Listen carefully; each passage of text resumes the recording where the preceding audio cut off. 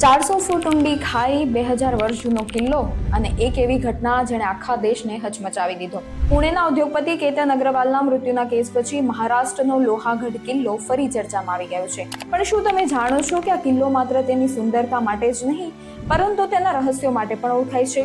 લગભગ 2000 વર્ષ જૂનો લોહાગઢ કિલ્લો સાતવાહન રાજવંશના સમયથી અસ્તિત્વમાં છે. ત્યારબાદ યાદવ, બહમની અને બીજાપુરના સુલતાનો સહિત અનેક શાસકોએ અહીં રાજ કર્યું. વર્ષ 1648માં છત્રપતિ શિવાજી મહારાજે આ કિલ્લો પોતાના કબજામાં કરી લીધો.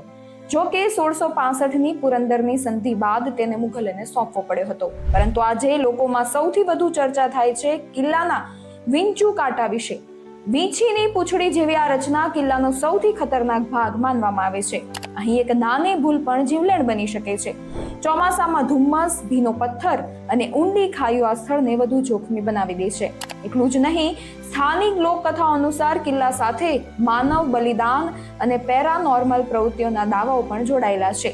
રાત્રે અજાણી આકૃતિઓ દેખાવાની અને વિચિત્ર અવાજો સંભળાવાની વાતો વર્ષોથી ચર્ચામાં રહી છે.